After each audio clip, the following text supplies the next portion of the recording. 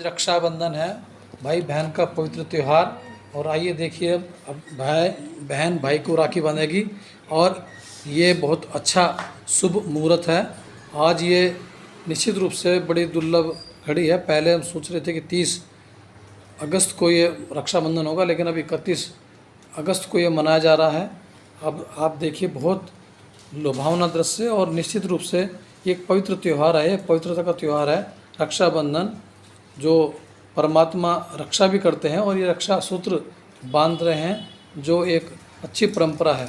तो अभी आप देखिए कि पहले बहन जो है भाई को ये तिलक करती है और उसके बाद फिर राखी बांधती है। तो ये एक हमारे सनातन में बहुत अच्छी परंपरा है ये, कि हम हर उसमें परमात्मा को भी याद करते हैं, भगवान श्री कृष्ण को भी याद करते हैं। और कहते हैं कि द्रौपदी ने सबसे पहले भगवान श्री कृष्ण को राखी बांधी थी, जिस पर द्रौपदी की रक्षा भगवान श्री कृष्ण ने स्वयं की थी। तो ऐसे ही आज ये श्रद्धा अपने निशांत भाई को राखी बांध रही है। तो ये दोनों को बहुत बहुत शुभकामनाएं, और ये बहुत अच्छा है, आपस में प्यार बना रहे और हम भाई बहन की जो जोड़ी है वो सदा हमेशा खुशहाल रहे, सुखी रहे, स्वस्थ रहे, संपन्न रहे। आप देखिए ना, अब राखी बांधी है, अभी अपने भाई को मिष्ठान खिलाएगी। तो ये पहले आरती होती है और फिर मिष्ठान। तो ये एक परंपरा है और इस परंपरा को हम निर्वहन करते हैं। ये देखिए, अब ये आरती हो रही है।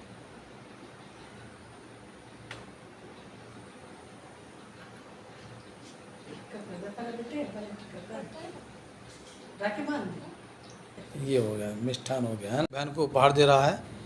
देखिए, तो ये बहुत प्यार है आपस में, और ये निश्चित रूप से हमें प्रेरणा लेनी चाहिए इस तरह के पर्वों से। आपको श्री गोपाल नारसन का नमस्कार। डिवाइन मिरर हिंदी चैनल में आपका बहुत बहुत स्वागत है। आइए जान लेते हैं आज की कुछ खास चर्चित खबरें। जैसा कि अभी आप देख रहे थे, देश भर में रक्षाबंधन का पर्व हर्षोल्लास व धार्मिक आस्था के साथ बहन ने अपने भाइयों के हाथों पर राखी बांधकर व भाइयों ने बहन की रक्षा का वचन देकर मनाया।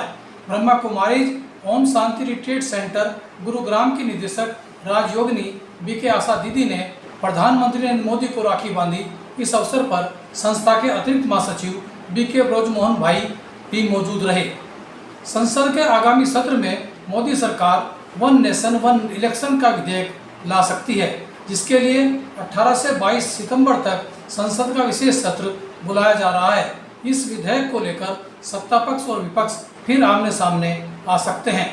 भले ही हिमाचल व उत्तराखंड समेत देश भर के अनेक राज्यों में हुई बारिश के कारण बाढ़, भूस्खलन के साथ साथ अन्य जल भराव और जान माल का भारी नुकसान हुआ हो, लेकिन यह भी सच है कि इस अगस्त माह में इतनी कम बारिश हुई है जितनी पिछले 122 वर्षों में भी नहीं हुई। वहीं गर्मी ने भी अपना रिकॉर्ड तोड़ा है। सन 1901 के बाद अब 2023 में अगस्त औसत रूप में सबसे सूखा व गर्म माह रहा। राजस्थान के मुख्यमंत्री अशोक गहलोत ने न्यायपालिका पर भ्रष्टाचार संबंधी बयान देकर व वकीलों को इसके लपेटे में लेकर फजीयत मोल ले ली है। वकीलों ने उनके खिलाफ जहां हड़ताल का आह्वान किया है, वहीं मुख्यमंत्री अशोक गहलोत के खिलाफ जनहित याचिका भी दायर कर दी है। पूर्व न्यायाधीशों ने भी उनके बयान को न्यायालय की अवमानना बताया। भारतीय रेलवे बोर्ड के अध्यक्ष के रूप में जया वर्मा सिन्हा की नियुक्ति की गई है। वे अपना कार्यभार 1 सितंबर यानी कल ग्रहण करेंगी। 105 वर्षों के रेल इतिहास में पहली बार किसी महिला को रेलवे बोर्ड का अध्यक्ष बनाया गया है। हरिद्वार में फ्लाईओवर या पुलों के नीचे बच्चों के खेलने के लिए बास्केटबॉल कोर्ट व पार्क बनाए जाएंगे। हरिद्वार रुड़की विकास प्राधिकरण badminton court, football court, skating court व उत्तराखंड के प्रवेश द्वार पर 3 मुख्य गेट भी बनाएगी, जिन पर 6 करोड़ रुपए की लागत आएगी। कांग्रेस नेता डॉक्टर हरक सिंह रावत पर कभी सीबीआई केस, कभी विजिलेंस का शिकंजा कसता ही जा रहा है। विजिलेंस ने हाल ही में कथित भ्रष्टाचार को लेकर उनके ठिकानों पर छापेमारी भी की। कांग्रेस इसे बदले की कार्रवाई बता रही है। ब्रह्मा कुमारीज के हरिद्वार सेवा केंद्र पर संस्था की धार्मिक विभाग प्रमुख मनोरमा दीदी की अध्यक्षता में हरिद्वार व रुड़की के संतों को राखी बांधकर रक्षाबंधन के आध्यात्मिक रहस्य को लेकर परिचर्चा की गई। सुशील भाई के संचालन में स्वामी दिशानंद महाराज, हरिहर शास्त्री, दिनेश शास्त्री समेत अनेक संतों ने रक्षाबंधन को पवित्र संकल्प का पर्व बताया। इसी पर देखिए आज की हमारी यह खास रिपोर्ट।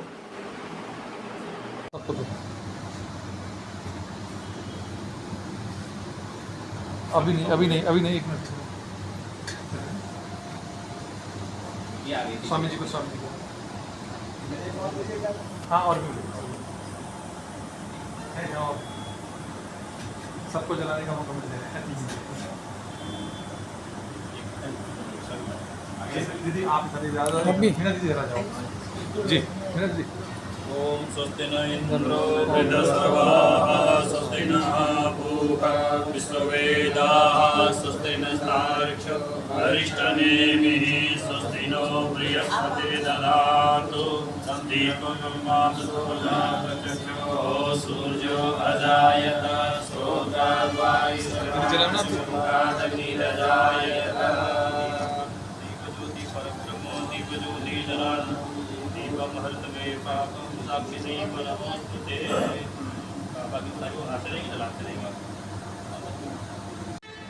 जैसा अभी सूक्ष्म परिचय सुशील जी ने दिया कि प्रयाग से पधारी हुई ओम शांति मिशन के अंतर्गत प्रयाग और प्रयाग के आसपास के अनेक मिशनों की संचालिका सम्माननीय मनोरमा दीदी जी और मेरे दाईं पार्श्व भाग में विराजमान इसी मिशन के अनेक कार्यक्रमों में उपस्थित होकर अपनी वाणी के द्वारा सबको आशीर्वचन प्रदान करते हैं ऐसे युवा सन्यासी पूज्यपाद स्वामी दिनेशानंद गिरी जी महाराज जी जो शंकर मठ आश्रम रुड़की में है वहां से पधारे हैं। और आपके पार्श्व भाग में अभी अभी पधारे श्री राम निकेतन आश्रम भूपतवाला हरिद्वार और उसके साथ साथ में गरीबदासी पंथ का गरीबदासी साधु महापरिषद है उसके आप महामंत्री हैं स्वामी ज्ञानानंद शास्त्री जी महाराज जी। आपका भी इस मिशन में स्वागत है और आपके पार्श्व भाग में विराजमान है जिनका उल्लेख करें उनसे पूर्व आया कि 14 वर्ष का बालक जीवित नहीं, उसने धन्यों ने युद्ध करके चाहे वो ब्राह्मण का रहा, चाहे क्षत्रिय का रहा, वैश्य का रहा, सबका अपना अपना कार्य था अपने क्षेत्र में। केवल युद्ध लड़ना ही कार्य नहीं था, उनके लिए भोजन बनाने का नहीं था, उनको पानी पिलाने का, चिकित्सा कराने का। तो एक समय ऐसा आया कि इतना भयंकर इस राष्ट्र पर आक्रमण हुआ और एक के बाद एक हुआ कि कहीं 18 साल का जीवित नहीं मिला। उस समय लोगों ने कहा कि अब हमारे पास समय नहीं है, इतना समय नहीं है कि वेद शास्त्र किसी को पढ़ाए। तो क्या किया, परंपराएं निर्धारित और उन परंपराओं ने धर्म को जीवित किया। और आज हम उन परंपराओं के बल पर कह रहे हैं कि हमें रक्षा सूत्र जो बांधा जाता है वो हमारी अशुद्धियों की पुनरावृत्ति न हो, उसका स्मरण रहे, हमारे चित्त दोबारा कलुषित न हो। जो इस कार्य के लिए शायद ब्रह्म कुमारी सबसे ज्यादा कार्य कर रही है, चित्त की शुद्धि का ही कार्य शायद कर रहे हैं, जहाँ तक मैं जानता हूँ, क्योंकि मैं थोड़ा बहुत महाराष्ट्र में भी आपके कार्यक्रमों में जुड़ा गया। तो चित्त की शुद्धि का और इस श्रावणी का, इस रक्षाबंधन का, इस रक्षा सूत्र का महत्व है। सनातन के उत्थान की बात, बहुत कुछ सुंदर विचार सुनने को मिले। इस अवसर पे निस्संदेह की रक्षाबंधन और कोई दो राय नहीं कि हमारी परम पूजनीय, परम आदरणीय प्रेम दीदी संत समाज का सदैव आवाहन करती और उसके साथ साथ वो पावन रक्षाबंधन का पर्व संपन्न करती। तो ये रक्षाबंधन का पावन पर्व अगर लक्ष्मी जी को पुनः विष्णु जी से मिला सकता है अगर ये रक्षाबंधन का पावन पर्व चीर बढ़ा सकता है, तो जहाँ पर एक बहन हमारे प्रयाग की धरणी पर सच्चा आश्रम गोपाल जी दिवंगत हो गए, नहीं है हमारे बीच। हमेशा कहा करते थे बहनें बहुत मिलेंगी, लेकिन ब्रह्मचारी बहन मिले आप नहीं आएंगे तो मैं खुद आऊंगा राखी बंधवाने। और कई बार ऐसा हुआ कि वो बाहर रहे, लेकिन बाहर से लौटते ही आए और राखी बंधवा के।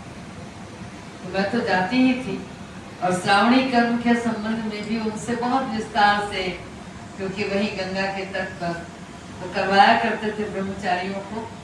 4 बजे निवृत्त हो पाते थे और 4 बजे मेरे पहुंचने का समय होता, तो बाहर आते थे वहां से और फिर राखी बंधवा।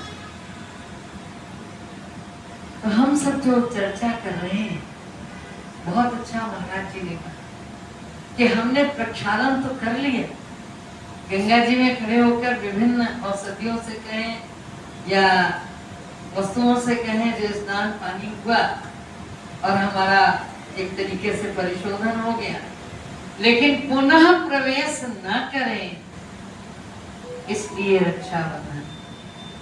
शरीर को रक्षा का वचन कोई दे सकता, लेकिन आत्मा को रक्षा का वचन देना ये केवल जगत नियंता कर सकता। देखते हैं कहीं भी कि हमारे साथ हमारा समाज है, हमारे साथ हमारे संत हैं, और हम अपनी दृष्टि वृत्ति को पावन बनाने का कार्य करते हैं। तो जैसा अभी भ्राता सुशील जी कह रहे थे, year of positive change Brahma कुमारियां मना रही हैं कि पूरे वर्ष हम जो कार्यक्रम करें। तो मैं हंस रही थी कि जरा बताना इसका विस्तार क्या है, मुझे तो पता नहीं है। तो उन्होंने कोई उत्तर दिया नहीं मुझे ठीक ठाक कि ईयर ऑफ पॉजिटिव चेंज है क्या, क्योंकि वर्तमान समय जो परिवर्तन चल रहा है वो बहुत भयावह, बहुत भीषण। आप प्राकृतिक परिवर्तन देखिए, प्रकृति बड़ी मर्यादित रही, समय पर बारिश, समय पर पानी, समय पर धूप, समय पर गर्मी, समय पर जाड़ा, लेकिन आज कहीं कुछ समय पर नहीं। प्रकृति में जो हलचल, मुझे याद है 1984 में जब एक कॉन्फ्रेंस हो रही थी माउंट आबू में, तो वैज्ञानिकों ने कहा था कि हमने इतना दोहन कर लिया है इस पृथ्वी और इस समुद्र का कि बीच में दरारें पड़ गई।